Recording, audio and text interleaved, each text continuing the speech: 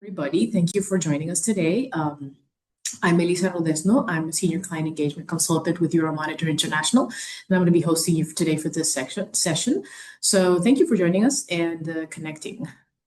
So first of all, welcome. Welcome to this exciting webinar on how AI is rewiring the traditional shopper funnel. This webinar aims to help you better understand three things. One, where the earliest disruption signals are. Two, how quickly this change is happening. And three, which part of the ecosystem will be impacted first. In case you're not familiar with Euromonitor, if you're new to us, so we have 16 offices across the globe, and we lead the world in market intelligence and research into markets, industries, economies, and consumers. We provide global insight on thousands of products and services so executives like you can make confident business decisions and explore new avenues for growth. We aim to do that with today's webinar as well. A couple of notes really quickly on housekeeping before we start. First of all, we aim to have a Q&A section towards the end of the webinar. So if you have any questions as we move forward, please drop them into the questions box that you have on the bottom of your screen. Second, we're going to be having some live polls and we want to hear from you. So please let us know what you're thinking as we move forward. And finally, we're going to have a survey feedback. So we're going to drop the link and share a QR code towards the end. So be on the lookout for that. Finally, the session is being recorded and both the recording and the slides are going to be shared via email in a couple of days. So have a look at your inbox and get it. All right, let's dive in.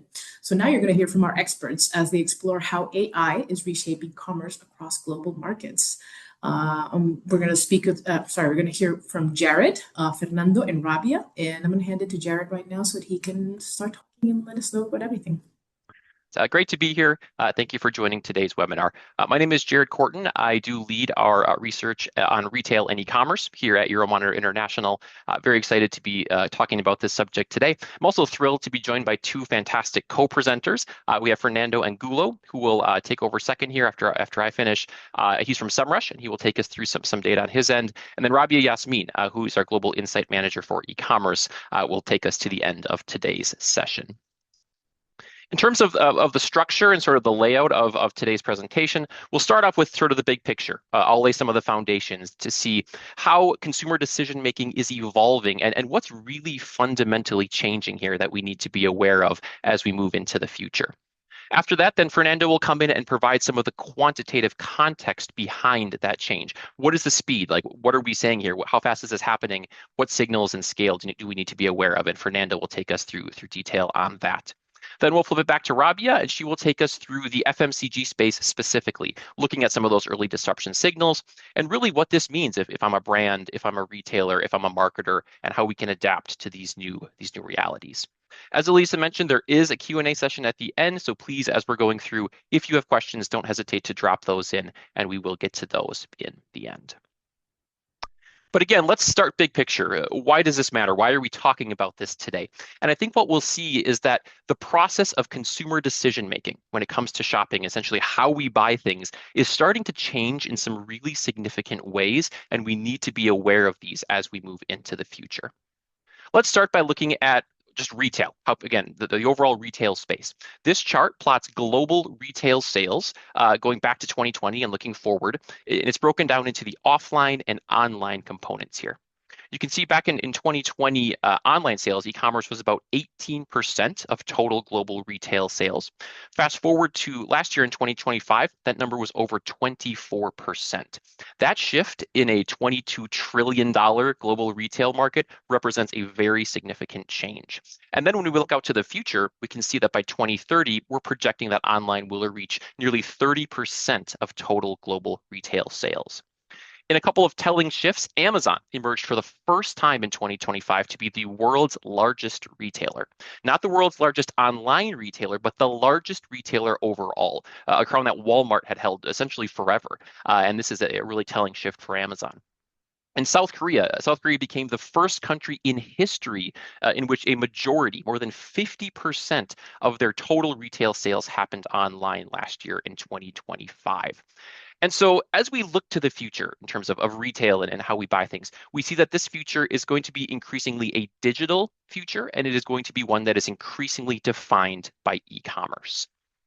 And when we think about what that actually looks like, the actual process of somebody shopping online, I think we're all quite familiar with this. It's basically second nature if you shopped online. I think most of us have today. We start with the discovery process. I go in and I do a keyword search with what I'm looking for. Maybe I click on a category to bring up a list of products. And then I get the grid, right? I get many, many pages of product results. I can scroll down, scroll through. There's often many, many product pages that I can look through, list results there through that discovery process, and I sort of browse through those. Once I find one that I'm interested in, I then click on that product and I move from that discovery phase into that consideration phase. That's when I pull up the product page view here. And in that, I can read, the product description, the ingredients, the details, the specifications, everything about that product and why I might want to buy it. There's also product reviews from people who have purchased or used that product in the past that I can read it and get some sense of what that product actually will bring me. And then once I make a decision, say I like this product, I then move into that conversion phase. I add that product to my cart, and then I go through into the checkout process. Again, second nature. All of us have done this many, many, many times by now, and so I don't think I'm telling anyone anything new here today. But if you weren't paying attention to the pictures, you may have noticed that they're really old. In fact, I went and found on the Wayback Machine Amazon screenshots here from between 10 and 20 years ago, right? This is the search page in 2005 and the product page in 2007. The point here is that this process, this consumer-driven search and decision process, hasn't really changed in any material way in over 30 years. And when we look at the broader evolution of e-commerce on sort of a timeline here, we can see there have been sort of, many watershed or pivotal moments in the evolution of global e-commerce. Back from the founding of Amazon in the mid 90s, of course, we had the dot-com bubble burst in 2000. In 2007, the iPhone brought us mobile commerce for the first time, and we see the evolution of m-commerce. The super app ecosystem developed in Asia in 2013, and that obviously had some big impacts there. And then, of course, COVID in 2020 saw a significant acceleration in e-commerce as more people went online than ever before. So again, many important events, many watershed moments when we think about how e-commerce has evolved over time. But the key here is that none of these elements fundamentally changed that funnel, that process, the how we shop that we just talked about on the prior slide. That process largely remained intact. That is, of course, until 2022 with the arrival of a little platform called TikTok. And what we saw with TikTok is the beginning of a transformation, a beginning of a change of that traditional funnel that's become so established for many of us. And TikTok Shop really began redesigning that in some significant ways. In that early sort of discovery process, where instead of me entering a keyword and browsing through that huge grid, that process became one that was driven by algorithm. I'm not entering a keyword. I'm not, browsing through all these products. I'm just swiping, right? And the algorithm is bringing me products actively and presenting me with new options. In that consideration process, rather than me scrolling through a product page and reading reviews and reading about product description and all that, it's actually influencers who are coming onto my screen and telling me why this product is unique, why this product is good, and why I should consider making that purchase. And so again, that process changes. The agency changes from a consumer-driven process to a suggestion-based process driven by, again, influencers and algorithms. And it's really hard to understate just how transformative and how fast the rise of TikTok has been worldwide. Every year, we do a global survey of 20,000 digital shoppers around the world in 20 markets. And when we looked at their social media usage as they report that between 2021 and 2025, all of the major platforms, YouTube, Facebook, Twitter, Instagram, all of them saw declines actually between 2021 and 2025. And all of them except for one, and that was TikTok or Douyin in China, which saw a 17 percentage point surge over that span to reach now more than half of global respondents and is now the fifth largest social platform reported globally. And it's not just that people are browsing or looking at videos. This is actively turning into commerce. 1 in 4, 25% of those Douyin users reported making a purchase through TikTok in 2025. We see this come through in our global sales data. ByteDance is the owner of both TikTok and Douyin. And if we go back to 2021, they were essentially negligible. They had very little presence in the e-commerce market. Move forward to 2025, and that's a very different story. ByteDance has now emerged as the third largest online retailer globally in 2025. Again, from nothing in 2021 to the third largest online retailer globally. That does not happen. We have never seen a shift with that kind of speed and scale and that level of disruption from a player in the market. So we're not talking about something on the fringes here or some small trend on the margins. This is a significant shift that has started to change and disrupt that very established, that very traditional online shopping funnel. And what's really interesting here is we think it's just the beginning, right? So if we go back to that timeline, again, we have the full time series here. We have now that the TikTok and shop and social commerce here. What's really interesting is the development just in the past year or two of AI-led and agentic discovery. And this is what we're going to focus on for the remainder of today's webinar. But what's really powerful is it's going to take that beginning of that disruption of that funnel and accelerate it and push it into a new future where that funnel may look completely different than it has over the past 30 years.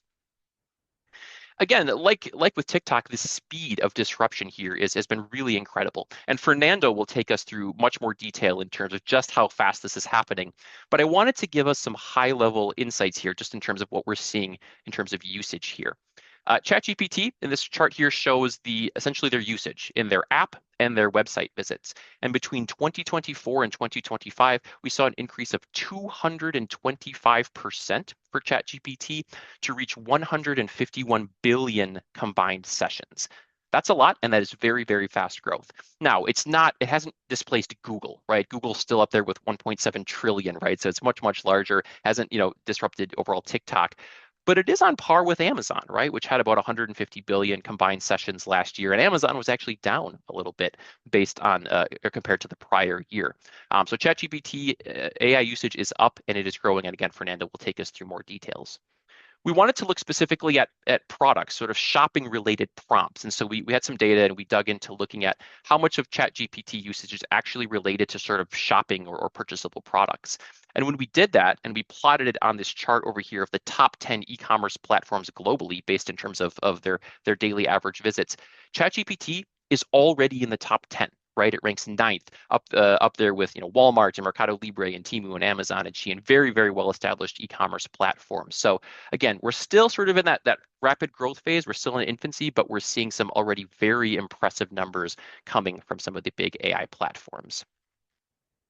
And what's really important here, again, and what's really interesting is the breakdown or the change in that long established traditional online shopping funnel.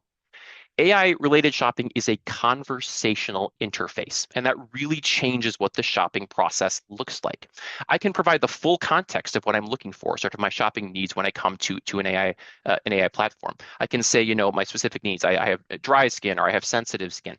I can talk about my history, my past history. I've tried X, Y, and Z, and it's worked or it hasn't worked, and I can provide that full context. I can talk about my budget, my price point, what I'm willing to spend on this particular purchase, and really what the key element is in terms of what I want at the end of the day.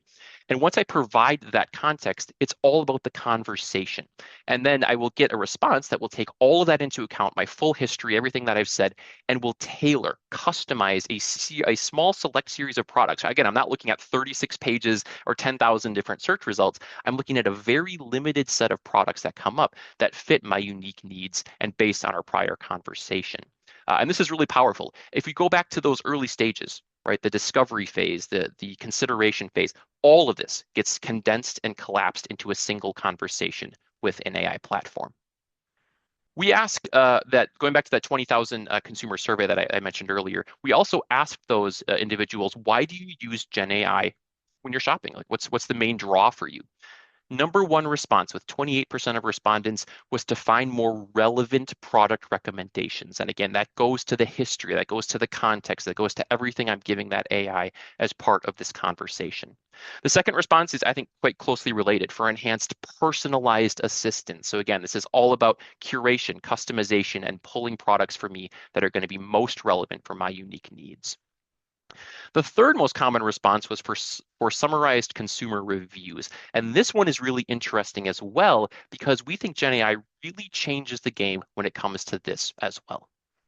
Another question we ask our respondents in our survey is, what are your main sources of information when you go shopping? What do you look at? What do you take into account when you're shopping?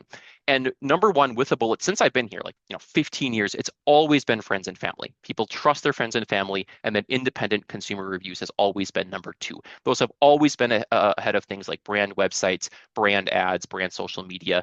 People trust other people more than they do brands in most cases. But we started asking about generative AI just in the last two editions of the survey, and we can see a 22 percentage point jump in respondents here who are using Gen AI as a main source of information, while most other sources are flat or down. And what's really powerful here is that Gen AI has a capability to do what I, as a human shopper, never could. When I'm shopping on Amazon, I'm not going to read through 4 or 5,000 reviews around a product. I can't, right? I can't take all that context into the mind there. With an AI, it definitely can. It can go through and read all of those reviews, and it can go out and see what's on Reddit and on social and on YouTube and on expert reviews and all of these different platforms. It can synthesize all that information and provide me a recommendation based on all of it in a way that I never could before. In this way, Gen AI is gradually absorbing these other traditional sources of influence by summarizing, synthesizing, and providing actionable recommendations based on this broader set of shopping decision information. And so as we look to the next section here, I think just to summarize it and recap this first bit, big picture, what matters, what's happening here, the online shopper journey is on the verge of a transformation. A funnel that has been established, built, and that we all know for 30 plus years is seeing some significant change that may very much change what the future of it looks like in 5 or 10 years. We see that product discovery is moving from a search-based process to a suggestion-based process, where first it was the algorithms on social, and now especially these Gen AI agents are providing tailored recommendations for me as a shopper. We see that shoppers are increasingly interacting with these AI agents and chat platforms for curation. It's that curation, that customization, that personalization to a quite limited set of products based on my request that really makes this process stand out. And then finally, the generative AI, this conversational interface, is increasingly becoming the new shelf. It's no longer about that massive old product grid that I have to scroll through and click on that one, click on that one. No, it's a much more limited, curated shelf of products with just a few options that are designed with my unique needs in mind. With that, we'd like to run our first poll. So as we think about, again, the big picture here, the context, I'd like you to think about what are the biggest challenge for your brand or for brands in general as consumers increasingly turn to Gen AI for product discovery. Is it losing control over how products are recommended? Is it reduced visibility in the AI-generated answers? Do you have difficulty influencing trust, claims, and comparisons in this new world? Or is it just not knowing how to measure this? How do I measure? How do I act on the wider AI discovery-led process? We'll cover this more in detail. Rabia will get into this in quite a bit of detail later in the webinar, but just curious, based on this new reality that we're seeing, what are your first instincts in terms of what will be the biggest challenge that you face moving into the future? All right, looks like we're getting quite a few responses here so far. And it looks like the measurement piece is tops, not by a lot, but it looks like that not knowing how to measure or act on AI-led discovery is the top response. Close second is losing control over how products are recommended, and those are definitely both very real concerns that we've heard from a lot of people in these new reality. So, thank you for your responses. Again, we will get into this in more detail as we go through the webinar, but. Next, I will turn it over to Fernando at SEMrush, who will give us some of the quantitative context to understand what's really happening and how fast this is all happening. So Fernando, I'll turn it over to you. Thank you very much, Jared.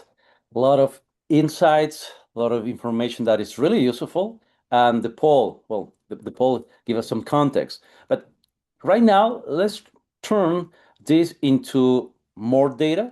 We will be talking about sources of data. And me, as a part of this SEMrush team, we love to talk about data. So let's begin. I want to start with a single number because I think it sets the stage better than anything else. Look at here. In the last 18 months, actually from January 2024 till June 2025, AI referral traffic exploded while everyone debated it wouldn't happen. It happened.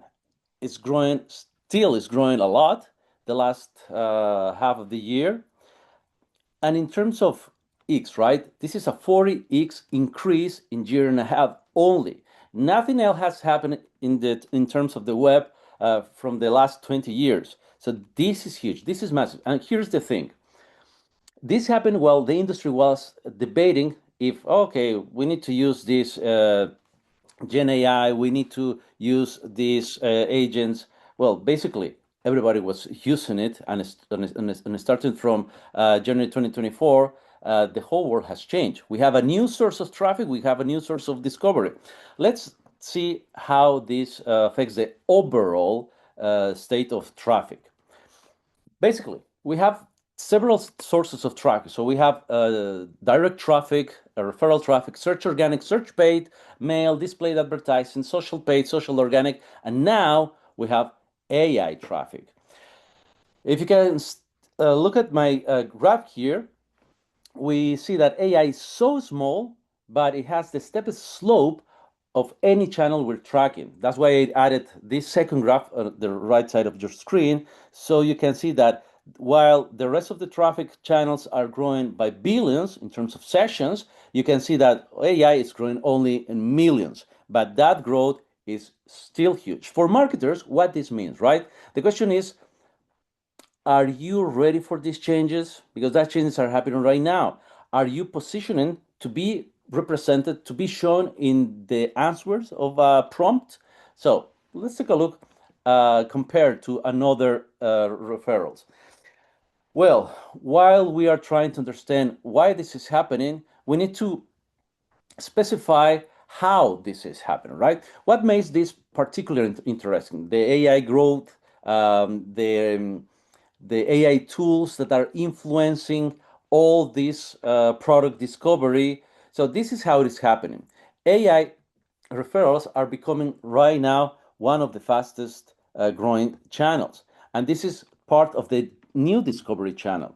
While we are trying to identify any product or service, we go from comparing, then we go to recommendation, then we go to consideration. So we go through the funnel, right? Right now, people, your users, are in the top of the funnel with these AI platforms.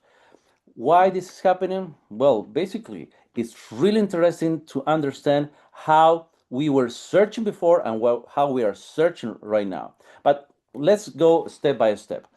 Let's go ahead. So AI is growing fast.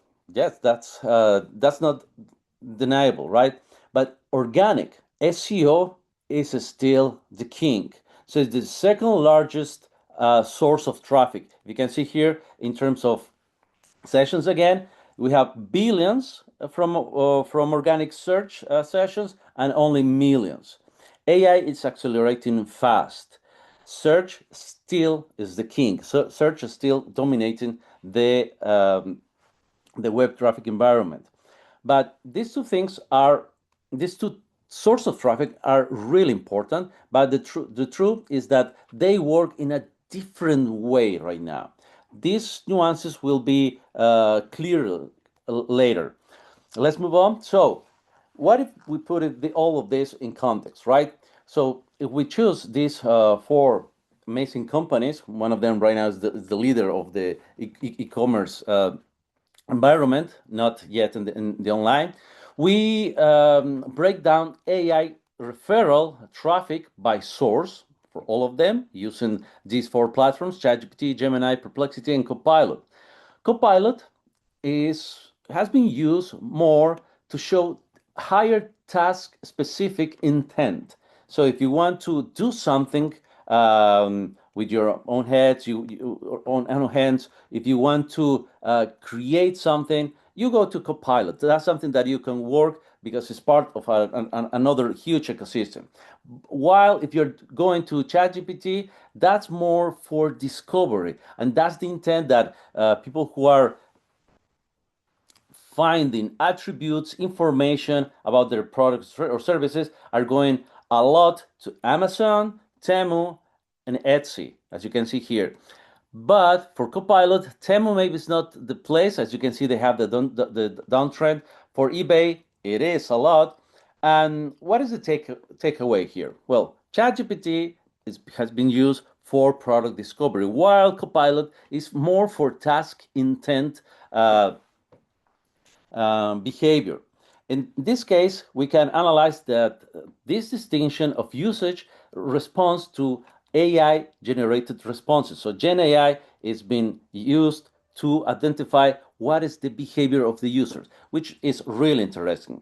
Let's move to the next slide so we can zoom out and look which e-commerce are gaining and losing traffic overall from these AI platforms. Year over year, comparing the first half 2025 and the first half of 2024, there are some striking contrasts. As you can see, on the losing side, we have Samsung, we have AliExpress, T-Mobile, and Amazon, all down between 11% and 33%. These are the companies that are losing visibility on LLM platforms. They are keeping the content as they have, but at the other side, we have Temu up 121%, Shane up 64%, Target up 24%. So what is the difference between them? Well, clarity is the value proposition. These brands are gaining traffic while the others are not changing the content that they have. The winner side are converting the content into a more answer engine proposition. So they are curating the content, they are making the prices more open, they are investing in the speed, they are investing also in their reviews, they are working a lot as a system so the users can summarize their reviews not only from their platforms but from other sources that are recommending them. Let's move next. If we take a look at the other side of paid search, so what is happening with paid search, right? So paid search is growing and is clearly accelerating alongside AI. So paid search and AI are in a really good shape. Paid search traffic to e-commerce sites grew 76% year over year in the first half of 2025, which is fantastic. Companies are still investing on advertisement. Companies trust in advertising as a source of acquiring more users. What is happening with AI? Well, that's not the case of AI replacing paid search. As you saw, AI is still growing. Traffic from these platforms is working for a change of environment. So this is more as a channel mix. While people are discovering products in paid search, people are taking more into part what they want exactly from the product while they're about to make the purchase, which is really interesting. So paid search is accelerating alongside with AI. Let's check another source of traffic. So organic social. What is happening with organic social and paid social? So organic social is in a really good shape, as you can see here. They continues to grow, particularly for e-commerce. It has been a great source of traffic. Paid social, on the other hand, has stabilized. We don't notice any pattern or trend of growth, but this suggests that okay, it has established along as it is, at least in the last couple of years. For brands, this is a signal of worth paying attention to when allocating your resources for paid search or for AI traffic or only to social organic. So as you can see here, social organic is really, really growing well. Let's take a look on the perception versus the reality. So really good specialist from the CEO of Trinity has shared this perception versus reality insights in his X account. And he was asking, what do you think about what is the top platform for users when they are prompting, right? And what people think that it happens. So ChatGPT being the first place, then Copilot the second place, then Gemini also at the same level of Copilot. Wrong. What is the situation? Well, this is what has actually happened. Back it up with data. Google AI overviews are dominating the Gen AI results, Why is that? Well, basically, Google is still a major undefeated winner for AI, Gen AI results, while ChatGPT is at the second place for when users are prompting. Then we have Gemini, Perplexity, and others. So when we are trying to understand why this is happening, let's move on why this is happening. Basically, we have the funnel with a new source of traffic, which is AI. The AI has become AI discovery. Top of the funnel, right? We want to attract the attention, engage the users, so we became giving them all the access to all the information about our products and our services. They go with exploration, then comparison, then first touch of visibility. All these things happened since 25 years ago in search engines. Now this is more led, even more even for e-commerce in AI platforms. Then we go to search validation. Okay, people are still going to search engines to validate what they find out. Why? Because there are some trust issues with some strategic also issues. Most of the people, they use generative AI platforms, but most of them are not trusting the results. So the middle of the funnel, they are verifying, is this real? They go to review pages to check comments, to check validation, then to go with brand confirmation. Okay, this is real. And the last part of the funnel, of course, the conversion part. It can be also direct traffic. This is the high intent brand recall transaction. So AI is feeding search. Search feeds conversion. AI is not replacing at all search. It's reshaping the way we are discovering. This is a new source of traffic that is emerging. And something interesting that we found out as well, let's move forward. We found out that while AI overviews are the winning in terms of AI traffic, are the winning results, we have seen that all the keywords that are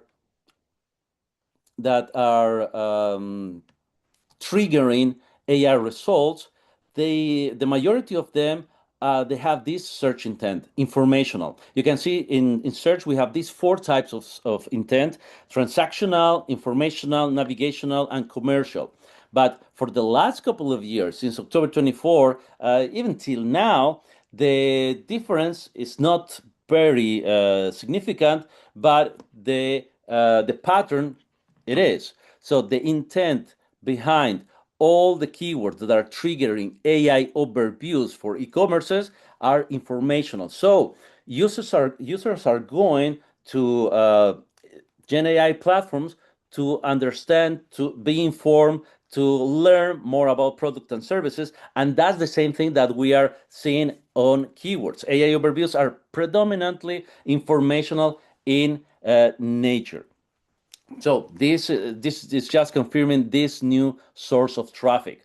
Let's take a look at the last key takeaway. So AI is real, it's growing fast, and it's complementary. It's not replacing any other channel as we saw.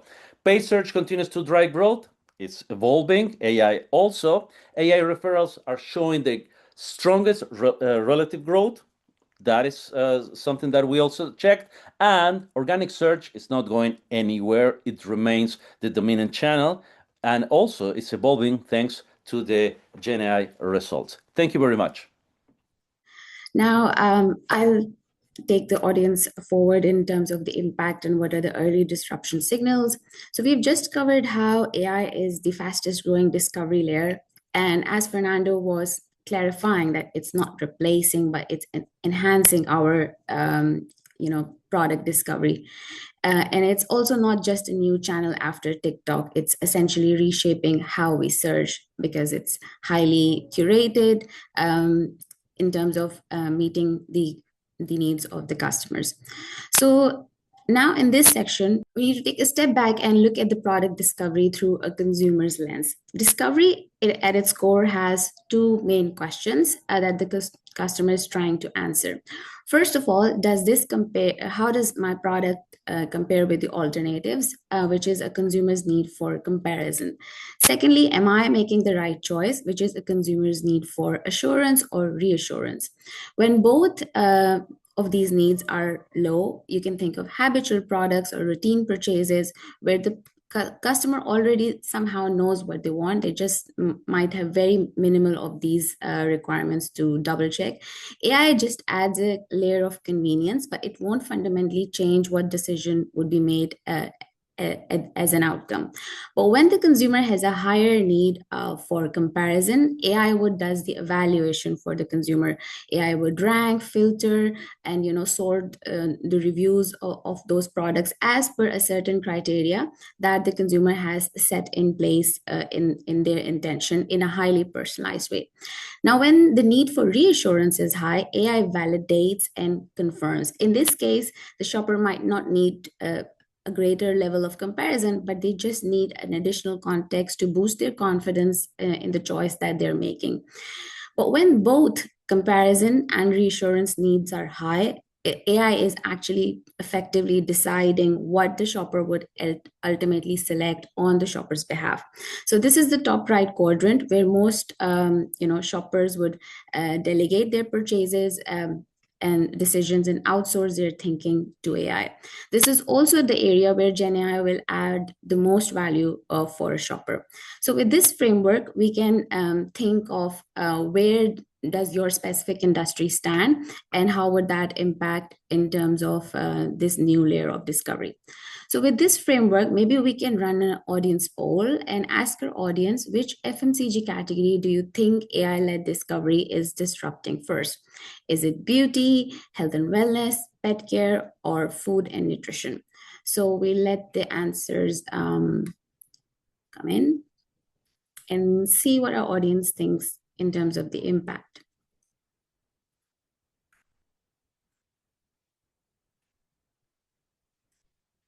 So we've got quite a number of answers, I think, according to the number of attendees. So 48% of the attendees actually think that beauty is the most impacted industry, followed by health and wellness. Now let's look at the data that we have at Euromonitor, apart from the poll. So 45% of all Gen AI referral traffic for FMCG products are flowing into beauty and personal care. And that's very much in line with what our audience thought today. The results were around 47 to 48%. And if you add the ratio that consumer health products are accumulating from this new layer of discovery, we can see that 2/3 of the entire CPG industry in the new layer is composed of these products. So these categories tick every box that we had thought about in the framework that we have just discussed. They are dense with claims, they're loaded with problem solution framing, and they generate both high need for comparison as well as high need for evaluation and reassurance. So a consumer might be asking which vitamin C serum is right for a sensitive skin, or which vitamin has a needed magnesium concentration as per my age, gender, or lifestyle, so to say. So these are all products where the consumer has a lot of complexity to deal with, and then this is a space where they would outsource their thinking in terms of comparison as well as reassurance. By contrast, everyday categories such as snacks would have a much lower exposure to Gen AI discovery. So these are habitual purchases. They have a very low requirement to think around them. There's also very little anxiety of getting the decision wrong in this case. So AI has a minimal job to do in this case to determine the decision. But yes, in case AI has a greater role to play in automating the purchase, these sort of products will be the high intent products which will be ready to be executed into an actual purchase. Then there are some categories such as tobacco and alcoholic drinks that are facing structural barriers from, let's say, regulation, even the way their websites are structured, or the firewalls that are there in place. So even if the consumer is ready and would want to search about these products on GenAI platforms, those structural barriers are limiting the adoption of this new layer of discovery for searching these products. So the main thing that we want to share through this analysis is when brands are looking at their investments, or they're adapting their search strategies or branding strategies, all those strategies need to be highly category specific. This entire space is not like a rising tide that's lifting all boats. So this needs to be kept in mind while we are reviewing and looking at the data that AI is growing. AI is growing, but you need to have that category and industry context with regards to your strategy. So if we move forward, let's take beauty as an example. This was the highest exposure category overall that we saw previously. And complexity emerges as a key differentiator. This is something we've seen in the data in the previous slides. So within the industry as well, or within each category as well, the GenAI exposure is not evenly distributed within the subcategories. So if you look at facial care, for example, here, it is a standout category where with 20% of all beauty GenAI traffic accounting for facial care products, which is explainable because this category is having high ingredient complexity. There are skin specific concerns that are framing, all sort of questions that the customer has, and it suits well for the customer to navigate through AI when they're searching for facial care products. Men's fragrances also over-index, and they are the second biggest category. They were the second biggest category as of last year. And this is driven by, there's greater need for reassurance, because a lot of customers are searching men's fragrances for gifting decisions. So they would want to know aspects around suitability, fragrance, maybe even authenticity of certain fragrances, to state some of the aspects that shoppers would want to use GenAI for. But in both of these cases, the consumer feels less confident making that decision alone. And they're seeking validation, comparison, and explanation through GenAI, which is the highest value add for shoppers through this technology. So for brands, this reinforces the core principle. Your AI discoverability strategy should be built around the information structure. Most brands have been working through years to build brand awareness. But now, today, as we move into this new era, it's more about building brand information and brand information infrastructure around what are the ingredients, what is the efficacy, so that you can find greater readability among LLM models for those products to stand out. So far, we have looked at where GenAI exposure is the highest, but there is another strategic question. What are customers or consumers doing when they land on these platforms? So Fernando touched base a bit on this before with his introduction to the intent analysis, but we look at it from the lens of facial care category in specific. The intent is defined here as the consumer need, and it helps also the brands in terms of how they can engage, leveraging that intent, and what sort of information structure should brands be building on. So if you look at the data, over half of the GenAI interactions in facial care, almost 55%, are informational. This means shoppers are learning. They want to understand ingredients. They're exploring new routines. They're asking what kind of products suit their specific skin type. All this activity is categorized under looking for information. And then you have 20% of the shoppers who are in research mode before actual buying. So what is different in this stage is that they're actively comparing options, which shows that their intent is more towards buying rather than just information seeking. They might be validating claims or narrowing the number of purchase options to consider. And only a small share reflects the direct buying intent, which means going to a specific brand or retailer site afterwards. So we can see that AI right now is predominantly a pre-purchase influence layer. This also takes us back to the strategic matrix. where we saw that categories with the highest readiness had the highest level of complexity, and more information was required from the shopper at a discovery stage. But this will shift as agentic AI matures. You can think of the high intent categories, the ones where the share of buying or taking action or even research before buying will be a huge part of the consumer activity on Gen AI platforms. Those would be high intent categories, and once Gen AI matures, there would be a greater conversion in terms of replenishment and a final checkout or execution of the purchase, because there's not much thinking that the consumer needs to do, but consumer would use Gen AI to actually automate the last part of the product journey, purchase journey. So now let's look at the heart of the matter, which is why AI discovery matters. So this is not just about how AI is reshaping product discovery. It's also about what products and brands consumers are finding as a result of this new way of products being surfaced.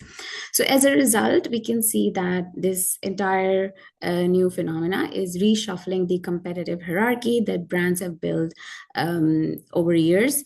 Let's look at the top 15 US skincare brands by e-commerce rank here on the first chart. And some of the brands track closely in AI commerce rank. If we look at CeraVe, that it's holding a very good position. Then if we look at Paula's Choice, it's also performing strongly. It ranks 6th in terms of AI visibility, despite ranking 15th in e-commerce. So it's actually doing well on AI as compared to its e-commerce weight. But then there are other brands that have a lot of divergence. We can pick Olay, for example. It's ranking 6th in e-commerce, but it ranks 21st in its AI visibility, and it's losing some ground in the new discovery layer. If you look at Dermalogica, it's 11th by e-commerce rank, but 75th in AI visibility. That's the largest gap on this chart, and this only shows that most of these brands have strong commercial foundations, but they are not being surfaced by AI at anywhere near their market weight. So this exposes them and makes them vulnerable as AI becomes a primary discovery channel, which is growing fast. So the chart on the right is also quite significant. If we look at the brands that are gaining the most AI visibility or are tracking quite fast in terms of AI visibility, they are not necessarily the biggest beauty players. You can see Corks. Of course, some of them are very popular, but the scale of their operations is not as some of the leading ones. We have Good Molecules, The Ordinary, and there's something specific that comes across as a common theme in these brands, and we can term it in terms of that they have a very clear problem solution messaging in their branding, in their content. There's high information density in terms of their online content. Most of them have strong social media presence via influencer or user generated content. That's helping them to boost their AI visibility, even though they might not even be actively investing in AI visibility. So both content and claim clarity are impacting this distribution in the new Gen AI shelf. So I said Gen AI shelf. And if we look at this new shelf, this is not the same as our old shelf where there were many number of brands available for me to see in a grid. If we move to the next slide, we did some analysis of the US skincare brands, and we looked at their AI visibility and where they show up in AI referrals, and we could compare this list of brands to the wider list of brands in the same category that are selling online in the wider e-commerce channel. And we found that only 10 to 15% of the total US skincare brands are showing up in AI referrals today. So that showcases how competitive this new shelf is. Definitely, there is high intent of conversion. The consumer is getting impacted more due to the created, level of interaction. But this number also shows us that more than 50% of the brands are at the risk of being invisible in the new shelf. We have been speaking to our partners, and we have seen that very few brands have cracked the code of AI relevance in terms of how can I be visible. And most of the activity is around experimentation and guesswork as of now. And some brands, as we saw in the previous slide, might not be even doing anything proactively, but their previous preparation in terms of having user-generated content, social media content, in which the language of the content is very consumer-focused, and they're very clear in their ingredients, in their product labeling. Those sort of developments are benefiting them and boosting their AI visibility. So now the question is that if a company is ready to be in this 10 to 15% of the brand population or not, and if this share would expand in the future, or this is the maximum level of visibility a particular category can gather in the Gen AI shelf. So at this stage, I'll pause, and maybe it's time for us to reflect that what this entire change means for brands, for retailers, and for marketers. Certainly, the consumer behavior is shifting and the technology is also pacing up. So we've tried to break down the level of impact across four series of developments, you can call them. So the first one is AI discovery, and we've talked in length about this in today's discussion. Fernando also mentioned about how it's enhancing discovery. Even Jared mentioned what is different. It's moving from search to suggestion-based. Algorithm is now defining what's the product that's being recommended, and also the conversational interface and high level of usage of Gen AI platforms for information seeking. So that part is definitely clear that it has already impacted. The second layer is AI refer. That's when a consumer is interacting with Gen AI platform, and the Gen AI agent is recommending them a few products with a link to access those products on external e-commerce site, and the customer actually takes an action as a result of that recommendation, visits an external site. This has also started to happening. Fernando mentioned a bit on that the consumer might go and read additional reviews and might validate the product description. But at this stage, the consumer has high chances of conversion still, because it was recommended by a model that is supposed to be highly personalized. The third level of impact is the conversion. This is now beginning to impact based on the data that we have seen internally, and this refers to the fact that the shopper actually went and purchased the product based on the recommendation that was made by a Gen AI platform. The last stage would be Gen AI enabled checkout. This would be a complete transaction within a Gen AI platform, and the shopper might not be visiting any external site, be a retail e-commerce site or a brand site, and the entire process happens within a chat-based platform. Of course, some of these developments are being supported by the high level of partnerships and technological advancements that are happening in the industry that we can see in the next slide. So we have seen in the past few months, PayPal has partnered with OpenAI to embed payments.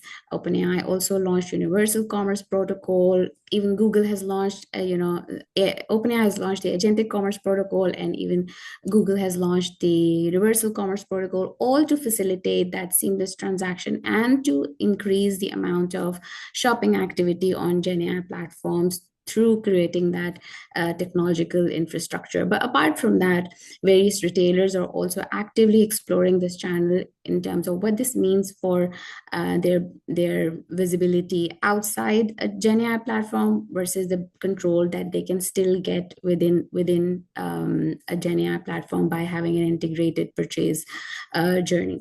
So what does this mean for FMCG leaders? We have talked about this at length today, but just to summarize and highlight three main areas which are highly, highly important for brand leaders. First of all, there is disintermediation risk. The fact that consumer may never reach the traditional retail touch point. They'll be using the new discovery surfaces to know about new products, is giving a lot of agency to chat-based platforms as compared to a retailer side or a brand side as before.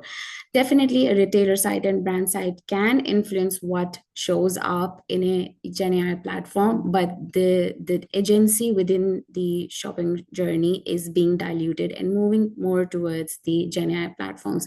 So for brands, it's important to think, how do we win this new surge? This also takes us to the next point, which refers to the erosion of brand control. I mentioned that brands have been investing heavily previously in building brand awareness, but now it's about building brand information or infrastructure or architecture, what that new brand awareness looks like. Definitely, it's the one where you have to be very clear on product attributes, what sort of reviews are appearing regarding your brand online, and authentic reviews versus maybe not so authentic reviews. So for brands, there's less control. Even some of the aspects they like to control, at the end, it's the Gen AI platform that will curate the answer as per the intent of the shopper and recommend them something. So for brands, it's important to know, how do we become the AI recommended brand? This also relates to the ways brands have been leveraging advertising, and it will in some ways disrupt the traditional advertising model because it's conversational and highly intent based. So it's every brand has a story, and there's no brand without a story. But now brands need to think, how does my story is being picked up by a Gen AI platform so that the AI actually resonates and connects me with my shopper in the new discovery process. So with that, I will pause here and give the stage back to Elisa, and maybe we can have some Q&A and hear from the audience now. Thank you, Rabia. Thank Fernando, and thank you, Jared. It's been amazing and quite interesting from all of you. Just to let you know, a couple of reminders. First, this is being recorded, and recorded, and you will get a copy of the recording and the slides in a couple of days. So have a look at your inbox. So don't worry about that. We have a ton of questions, which will be impossible to get through in the next minute. So we will definitely make sure to reach out and connect with you via email so we can follow up. So don't worry, you'll get your answer within the next couple of days or so. But before we go, a couple of little things. On one hand, if you're in London, we're going to have an in-person event next week in our London office, in Euromonitor International office. So scan the QR code and sign up. I must say seating is limited, so just sign up and first come, first serve. Hopefully you can get a space and we can meet next week. So letting you know that. And also, yeah, remember to please fill out our survey. We dropped the link in the chat box. We would definitely like to hear from you. And hopefully we'll be seeing you in future Euromonitor webinars. We only have a few seconds, so I'm not really going to get into the questions because it'll be impossible to get through. But on behalf of the whole team, thank you for joining us. It's been great to have you, and we'll connect soon. Thank you.